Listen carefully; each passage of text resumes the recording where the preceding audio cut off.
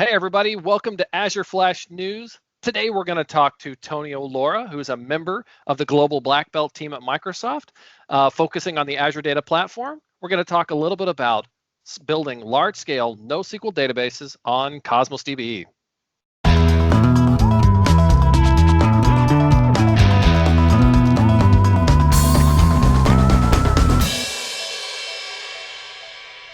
All right. I am so excited to have with me both Rick Weinberg and Tonio Lora. Hey, Tonio, how you doing today? Good. Good. Hey, Rick, how's it going?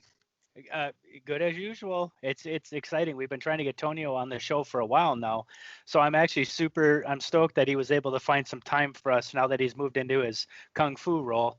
That's right. So we're not worthy. It happened. But no, I'm super excited to have Tonio on the show. He's been a huge asset and knows an awful lot about data stuff. So like E.F. Hutton, when Tonio talks, people listen. That's right. I know about how that works. So Tonio, why don't you give us a little bit of a head start on what we're going to talk about today? Why don't you go ahead and get started? Sure. So first, thank you guys for the invitation. Very happy to be here. Today we're going to talk about Cosmos DB and how it can be used to build these very large modern applications. So that's the core of it. Yeah, that's awesome. Great. Very cool. And for those of you out there who are new to Cosmos DB, we are talking about something of a non-traditional. If you're used to relational databases, this is not your father's Oldsmobile, right? This is a whole different classification of data storage. That's right. Tonio, why don't you give us the 1 minute? What is Cosmos DB? Sure. That might be new to it. Okay, so Cosmos DB is a Microsoft NoSQL database built from the ground up to work on the cloud. Highly scalable, multi-protocol, geo-replicated application. So if you think about modern applications that need to run and have a multi-master support, and with an application located in US, another in Australia, another in Germany, another in UK, and Cosmos DB is the perfect solution for you. And keep me honest, Tonio, but another aspect of this solution is that it is literally, I'll say, legendary scale, right? I mean, we're talking about the scale of what you can do with this surpasses any traditional, within reason, any traditional relational database type of solution, right? Absolutely. And it not only achieves the scale that we're talking about in terms of size, but it also scales nicely on compute, keeping always that guarantee on less than 10 milliseconds reads. Okay, so repeat that, just in case people at home didn't hear that. Repeat what you just said. You could have, a 10 gigabytes database, or you can have a 10 terabytes database. Regardless of the size, your reads are guaranteed to be, your point reads are guaranteed to be less than 10 milliseconds. That's right. That is awesome. And that is financially back SLA, right? Not like other clouds. So that's not an objective. That's an agreement that we make with the customer, right? Correct. Oh, that's fantastic. Awesome. Yep. And as you can imagine, the actual response times are better, right? That's why we put 10 milliseconds there, feel confident, but the actual times are way better than that.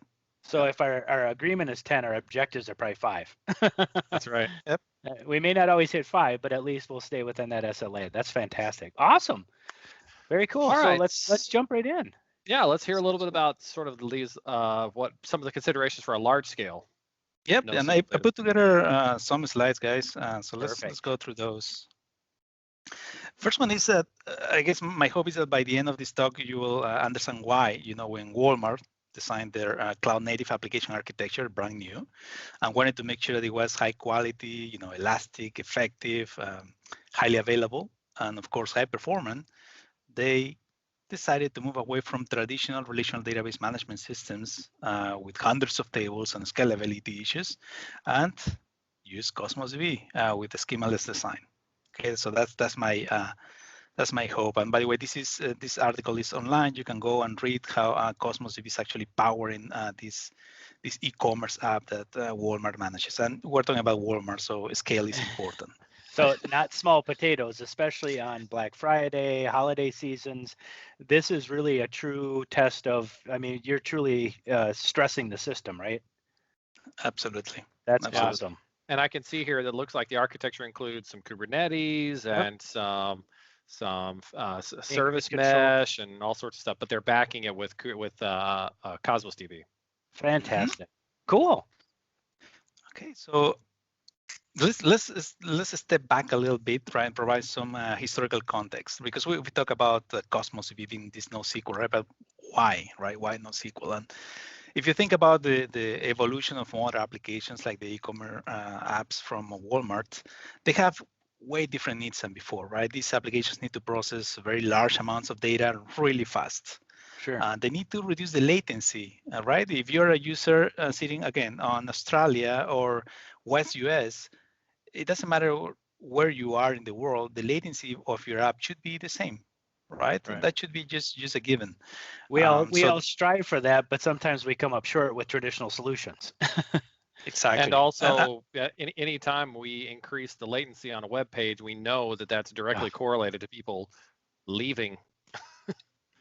That is correct. We want to avoid that. We want to provide that amazing response time. And one way to do that is by replicating the data, right? By replicating your database and still providing that multi-master interface.